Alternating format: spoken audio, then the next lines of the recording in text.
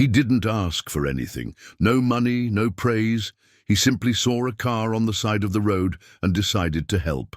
A simple gesture, changing a flat tire. But on that sweltering Kentucky afternoon, something extraordinary happened. In just a few minutes, that boy in a faded t-shirt and worn-out sneakers changed the life of a millionaire and unknowingly planted the seed of a transformation neither of them would ever forget. Matthew Evans was a man of numbers. At 78, he had accumulated more wealth than anyone in the small town could imagine. A retired banker, investor, landlord, and shareholder in startups he barely remembered investing in. He drove his silver Mercedes with the air conditioning on full blast, and a boredom he couldn't quite name. But that day, fate had other plans. A sudden thump, a slight wobble in the steering wheel, and he was forced to pull over on a quiet back road between counties. A flat tire. Nothing major for an ordinary person, but Matthew wasn't used to inconveniences. His world was built on quick fixes, on paid solutions and efficient calls. Except, on that empty road, his phone showed no signal. Sitting behind the wheel, tapping, his fingers impatiently, Matthew stared out at the dusty fields. Nothing but heat, silence, and frustration. Until he saw a figure walking toward him. A boy. Maybe 13, 14 years old. He walked with firm steps, wearing a faded t-shirt and sneakers so worn they looked like they'd walked through stories of struggle. But his eyes, those eyes, carried something rare. Purpose. He stopped next to the car, glanced at the flat tire, then looked directly at the man in the driver's seat. "Flat tire, sir?" he asked, polite but confident. Yes, I do," Matthew replied, a bit startled. "I was hoping for some help, but there's no signal." "Out here," the boy gave a small smile. "I can help with that," he said, already kneeling beside the wheel. "My grandpa taught me how to change a tire last summer." "You got a spare?"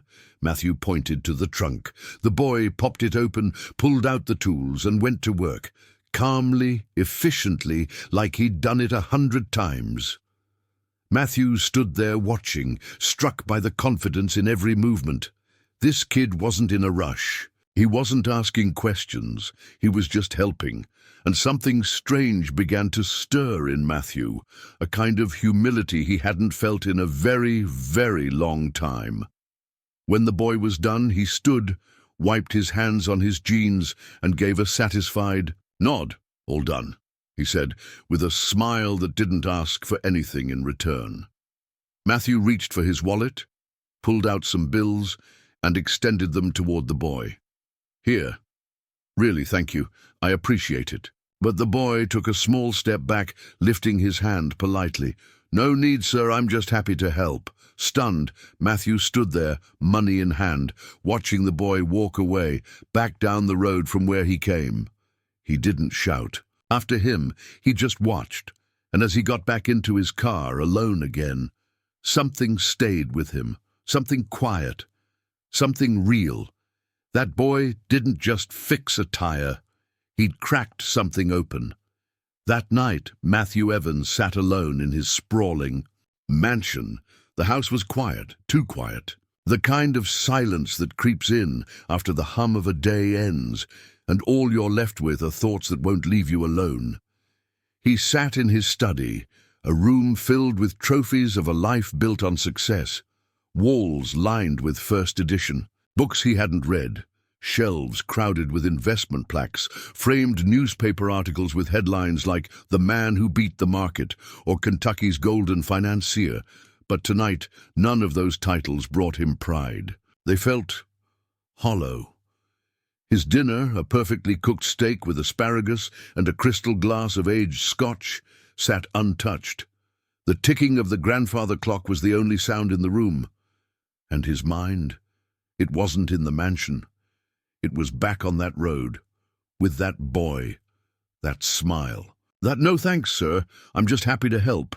He had met CEOs, governors, even royalty, but none had left him feeling like this. He leaned back in his leather armchair, staring at the ceiling, trying to remember the last time someone did something for him without asking for anything in return, and he couldn't. Everyone he dealt with had a price, a motive, a bottom line. But that kid, he didn't just walk away. He walked away, lighter, freer, as if kindness was something normal, not transactional, not strategic, just instinctive. Matthew felt something stirring in him. Regret? Longing? He wasn't sure. But it was powerful, and it made him feel small. And somehow, for the first time in a long time, human. He stood and walked toward the window. Outside, the backyard lights cast long shadows on the manicured grass. Everything was perfect, polished, controlled, but it wasn't real. Not like that boy, not like his honesty, his dignity in that moment. And suddenly, Matthew needed to know more. Who was he? Where did he come from? What kind of family raises a child like that? He paced the room for a few minutes, then stopped, took a deep breath and made a decision.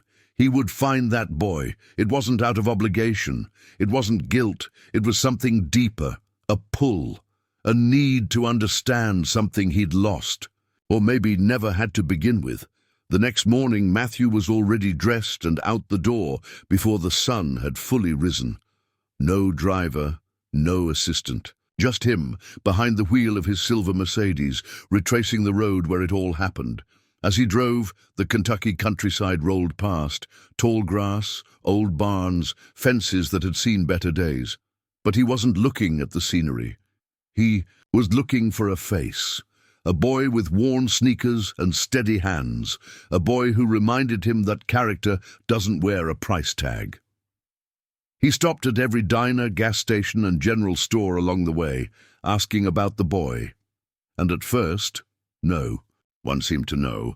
People shrugged, shook their heads, apologized, until an older woman at a roadside cafe, wiping her hands on a flour-dusted apron, tilted her head and said, "Sounds like Elijah. He's always helping folks round here, lives in Harlan with his mama." Matthew thanked her, his heart kicking up a notch. He scribbled the name in his notebook like it was the most important investment tip he'd ever gotten. Elijah. The name felt right. The drive to Harlan took over an hour, though Matthew barely noticed the passing hills and winding roads of the Appalachian foothills. His mind was elsewhere, circling that name like a compass needle drawn to true north. Elijah. Harlan wasn't much to look at from the outside. A small town with cracked sidewalks, aging storefronts and porches that leaned like old men who'd seen too much. But there was a warmth to it. Not the kind you feel in your skin, but in your chest. A place where people still nodded at strangers and held doors open with a smile. Matthew asked a few townsfolk where he might find Elijah. They didn't hesitate. Down on Maple Street, last house before the creek. "You can't miss it," one man said, pointing with a half-eaten apple, and he didn't miss it. The house was modest, weathered wood siding, a porch swing that groaned with each breeze, a picket fence that had long since lost half its pickets. But there was something endearing about it. The flower pots on the steps, the chalk drawings on the walkway, the sound of a radio playing softly through an open window. He hesitated for a moment, gripping the steering wheel before finally stepping out. He walked up to the porch and knocked twice. A woman in her early 40s answered. She wore a simple blouse and jeans, and her hair was tied back in a loose bun. She looked tired, but carried herself with the quiet strength of someone who had faced more storms than she ever let show. "Can I help you?" she asked, her voice cautious but not unkind. "Good afternoon," Matthew said, adjusting his cuff out of habit. "I believe I met your son yesterday, Elijah. He helped me when I had a flat tire." Her expression changed instantly. Her eyes softened, and her lips curved into a small, proud smile. "That sounds like my Elijah," she said. "Always helping someone. Didn't even mention it when he got home. I wanted to thank him. He wouldn't take anything from me, but it didn't feel right to just let it go." She stepped aside. "He's out back fixing the fence. You're welcome to say hello." Matthew stepped into the house. It was small, yes, but filled with something his mansion lacked: life. Framed family photos lined the walls. A school certificate with Elijah's name on it was pinned above a desk. On the fridge, a hand-drawn picture of a robot with big eyes and crooked arms. The carpet was a little worn, the furniture mismatched, but everything was clean, organized, loved. He followed her to the backyard where Elijah stood, hammering a loose board back into place. The boy looked up and blinked. "Hey, mister," he said casually, wiping his hands on his jeans. "What are you doing here?" Matthew smiled. "I couldn't stop thinking about what you did for me. I wanted to come and thank you, properly." Elijah gave a small shrug, like it really wasn't a big deal. "I help folks when I can," he said. "No need to make a fuss." But for Matthew, it was more than a good deed. It was a reminder of who he had been, of what he had forgotten, of what money could never buy. They stood there for a moment, the millionaire and the boy, with nothing between them but truth. "I've met a lot of people in my life," Matthew said slowly, "but very few like you." Elijah tilted his head. "I just did what my grandpa would have done, and that was it. The whole philosophy of a life well lived in one sentence."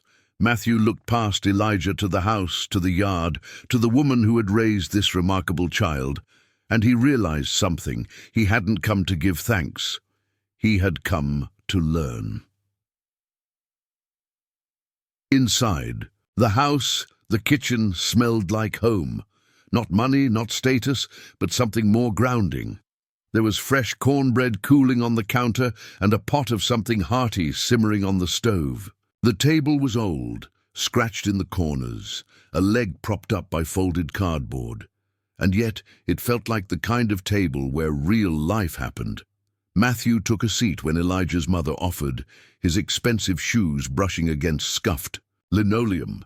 He looked out of place, crisp suit, polished watch, the smell of designer cologne still clinging to him, yet no one treated him like a stranger. "You're welcome to stay for lunch," she said gently. "It's not much, but there's plenty." Matthew nodded, surprised by how grateful he felt. "Thank you. I'd be honored." Elijah joined them after washing up, slipping into the seat across from Matthew with that same calm energy. The boy didn't rush, didn't fidget, he just existed with purpose. His presence wasn't loud, it was grounding. They talked as they ate. Elijah spoke about school with the kind of enthusiasm most kids had abandoned by his age. He loved math, fixing things, taking broken toys apart just to understand how they worked. He wanted to build machines one day, bridges, maybe even houses. "I like figuring out problems," Elijah said between bites of collard greens. "If something's messed up, I want to know how to fix it." Matthew couldn't help but smile. "That's a rare mindset." Elijah's mother chuckled. "He's been like that since he was 5. Took apart the vacuum cleaner just to see how the hose worked." "Did you get it back together?" Matthew asked. "Nope," Elijah grinned, "but I learned a lot." The laughter around the table wasn't loud, but it was real. And for the first time in years, Matthew felt full in a way that had nothing to do with food. After the meal, he helped clear the dishes, instinctively reaching for plates, even though he hadn't done that in decades. Elijah's mother watched him for a moment, then said quietly, "You don't have to do all this, Mr. Evans." "I know," he replied, "but I want to." He paused, wiping his hands on a towel. "You've done something remarkable here. You've raised a boy who sees people. Not status, not wealth, just people. That's rare." She looked down, the corner of her mouth pulling into a humble smile. "We've had our hard days. I just try to teach him that who you are matters, more than what you have."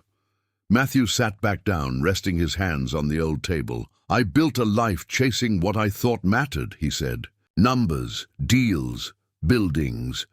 But I can't remember the last time someone helped me without expecting something back. Elijah didn't flinch. He just acted. That shook me. She nodded slowly. He's like his grandfather. He believed that kindness wasn't charity. It was character. Those words lingered in the room. For a long moment no one spoke, and then Matthew leaned forward, his voice steady but soft. "Would you let me help?" Her brow furrowed. "Help how?" "I don't know yet," he admitted. "But I want to. Not as some big gesture, not to make headlines, just to return the grace I was given." She hesitated. Years of struggle were etched into her posture, and pride was a heavy thing to set down. But finally, she exhaled and said, "If it comes from the right place, we'll listen."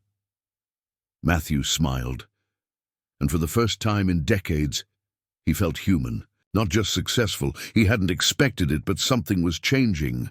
Not in Elijah, not in the house, but in him. The next morning, Matthew woke up earlier than usual. His estate was still and silent, the kind of silence that once brought him comfort. No distractions, no demands. But today it felt cold, hollow. He made coffee, walked through the vast halls of his home, and paused in front of the floor-to-ceiling window that overlooked manicured lawns and imported trees. And all he could think about was that patchy yard in Harlan, and the boy who fixed his tire without blinking. That day, Matthew made phone calls, a lot of them, contractors, landscapers, suppliers, not to flaunt his wealth, but to put it to work, purposefully, thoughtfully. He wasn't planning a gift. He was building a bridge. By the afternoon, a plan had taken shape.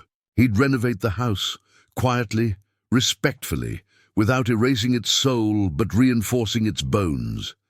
He wanted Elijah to have a place that reflected who he was, strong, kind, and full of potential. 2 days later, trucks began arriving at the small home on the edge of Harlan. The first to pull up was a white pickup with lumber strapped to its bed. Then came a crew of workers, men and women Matthew trusted from past projects, people who wouldn't gawk or judge, just build. Elijah stood in the yard, eyes wide. "Mr. Matthew, what is all this?" Matthew stepped out of his own car, hands in his pockets. "It's a thank you, a real one. You didn't have to," Elijah began. "I know," Matthew interrupted. "That's why I did it." Elijah's mother came to the porch, apron dusted with flour. "Mr. Evans, this is too much." "No," he said gently. "Too much is letting the world tell kids like Elijah that their goodness doesn't matter. That's too much. This is just enough." There was no red ribbon, no press, no camera crews. Just the smell of fresh-cut wood and the hum of drills as construction began. At first, Elijah tried to help, jumping in to carry boards and hand out water bottles. But Matthew placed a hand on his shoulder. "You've already done your part. Now just enjoy it." But Elijah couldn't stay still. He was fascinated by the tools, the process. One of the workers, a tall, kind-eyed man named Joe, noticed his curiosity and handed him a tape measure. "You want to learn?" he asked. Elijah nodded eagerly. That's how it began. Elijah started shadowing Joe, watching, asking questions, learning terms, learning angles, how to reinforce a porch beam, how to level a foundation, how to seal insulation so the cold wouldn't bite in the winter. Every evening, he sat on the steps, flipping through a worn spiral notebook, sketching ideas and notes about what he'd seen that day. One afternoon, as Matthew arrived with fresh supplies, he found Elijah measuring planks with the precision of a young apprentice. "Careful," Joe said. "You're about to take my job." Elijah laughed, but Matthew just stood there, watching and feeling something bloom. Not pride, something deeper, hope, the kind of hope that reminded him of himself decades ago when he first started out, before the suits, before the stock tickers. Back when he just wanted to build things that lasted. That night, as Matthew sat at his own kitchen table, he realized something strange. For years, He had measured his worth by assets, accolades, and accolades. Now he was watching a boy measure planks of wood, and somehow it meant more. By the end of the third week, the transformation was undeniable. What had once been a sagging porch now stood proudly with fresh timber, a new coat of paint, and sturdy railings. The roof no longer leaked. The drafty windows were replaced with ones that sealed tight. The rusty old swing set in the backyard had been swapped out for a brand new one, complete with monkey bars and a slide that gleamed in the afternoon sun. Inside the house, the changes were even more dramatic. The walls were now smooth and clean, no longer stained from years of humidity and age. The floorboards had been polished. The kitchen, once cramped and outdated, had been fitted with new appliances, counters and cabinets that smelled of pine and varnish. But the greatest change wasn't the wood or the wiring. It was the warmth that began to flow through the house, a warmth that came from laughter, shared meals and stories told while paint dried. One afternoon, Matthew stood at the edge of the yard, clipboard in hand, checking off the final details of the renovations. Elijah came running up to him, out of breath and wide-eyed. "Mr. Matthew," he said, "can I show you something?" Matthew chuckled. "Of course, lead the way." Elijah pulled him into the kitchen and proudly pointed at a corner where he had drawn up a small sketch. It was a layout of a treehouse he wanted to build, with measurements, elevation, and even labels. "I've been reading about load-bearing beams," Elijah explained. "And if I get the angles right, I think it'll hold." Matthew stared at the paper, stunned. It wasn't just cute or hopeful, it was detailed, thought out, ambitious. "You've got talent," he said. "Real talent," Elijah beamed, rubbing the back of his neck, a little embarrassed. "Think I could be an architect someday?" Matthew nodded slowly. "With this, you could be anything you want." Later that evening, as the sun dipped behind the mountains, the family and crew gathered in the yard. There was no official ribbon cutting, no speeches, just a modest cookout, folding chairs, and a few neighbors who stopped by to see the changes. Elijah's mother stood next to Matthew, a plate of grilled vegetables in her hand. "You've done more than fix our house," she said, softly. "You've given my son something to believe in." Matthew's voice was equally quiet. "He gave it to me first." They watched Elijah run across the yard with a group of kids from the neighborhood. His laughter rang out under the pink-orange sky. For a boy who once walked barefoot down a dusty road, carrying nothing but a kind heart and a strong will, he now carried dreams larger than that whole street. A neighbor approached with a small gift, a potted plant in a ceramic pot. "For your porch," she said to Elijah's mother, "and for all the new beginnings." Matthew leaned on the porch railing, sipping iced tea. He couldn't remember the last time he had felt this grounded, this connected, this real. He had attended countless galas and banquets, donated to hospitals and universities. But this moment, watching a boy's future form in real time, this was the first time he truly felt like his wealth had a purpose.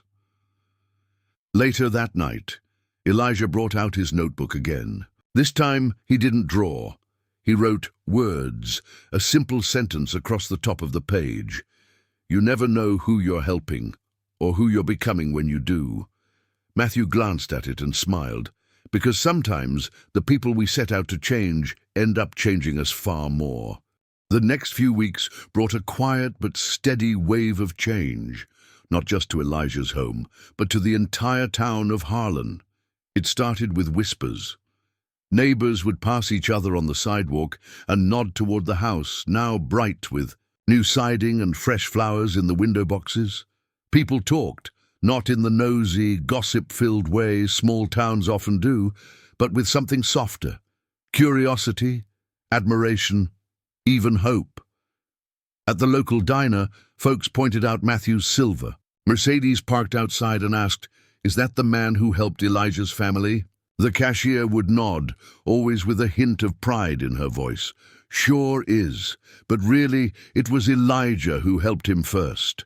Matthew, who once lived in a world where power was currency and privacy a fortress, found himself greeted with warmth. In Harlan, he was no longer just the man with money. He was the man who listened, who cared, and Elijah. He had become something of a local legend.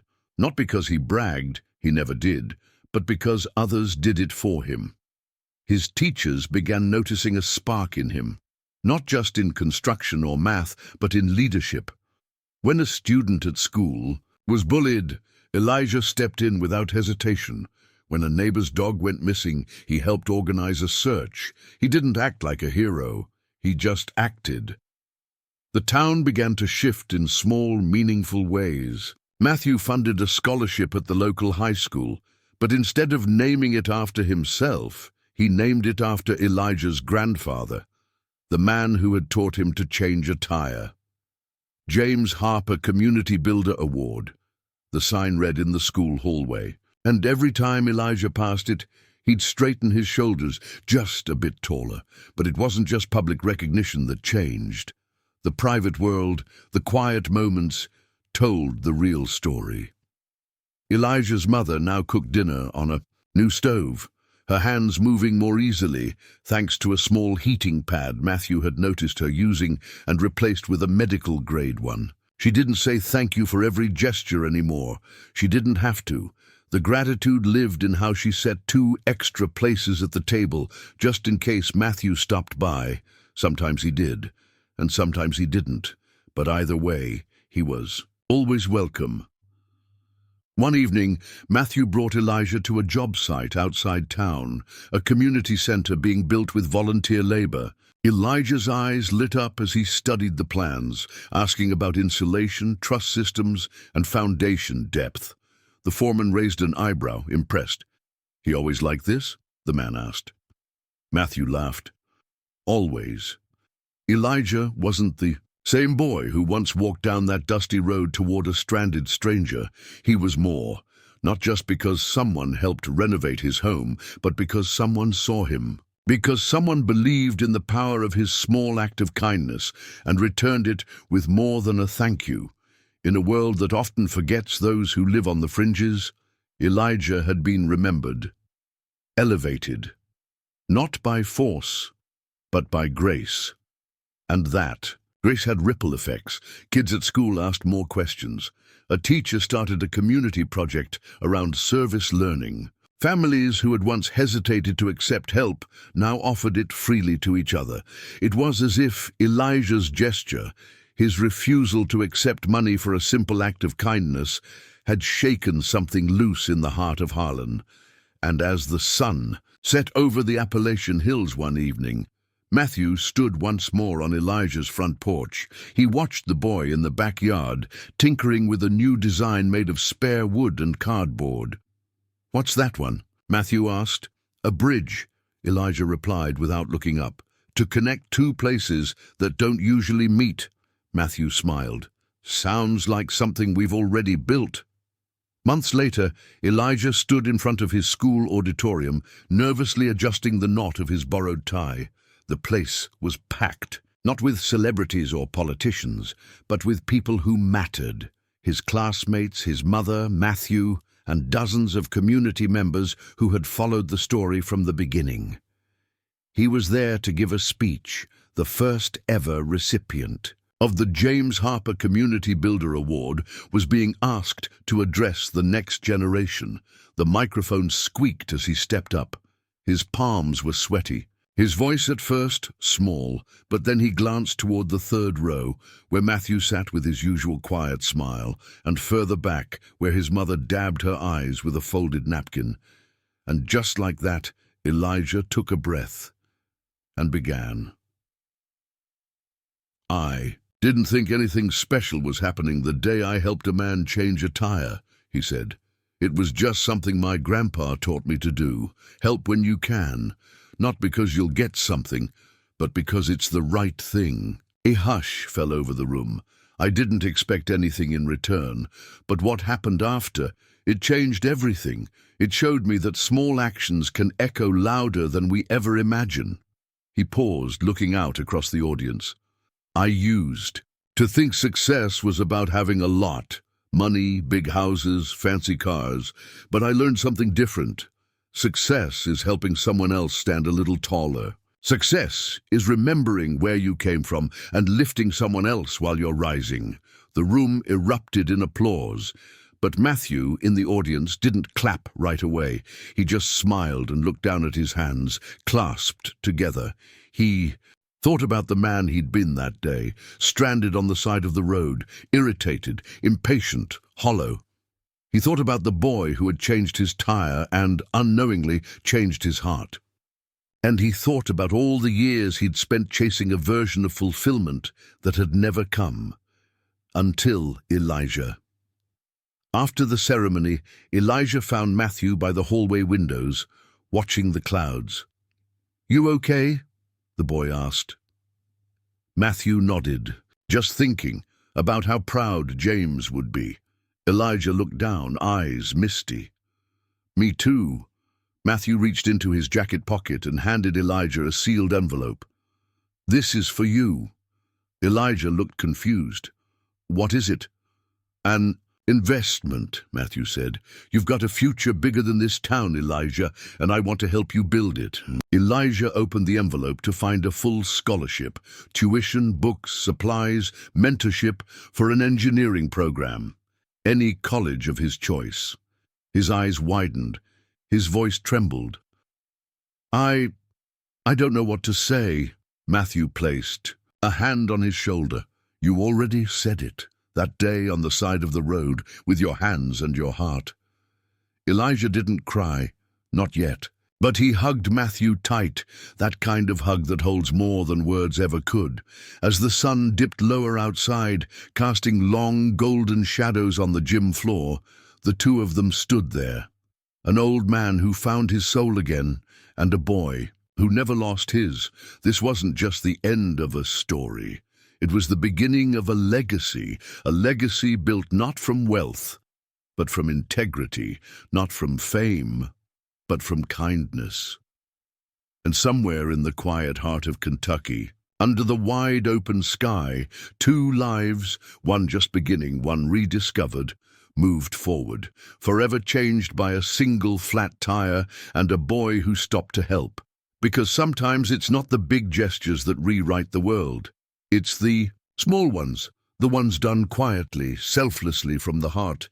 And in a world that often forgets how powerful that can be, Elijah reminded us all.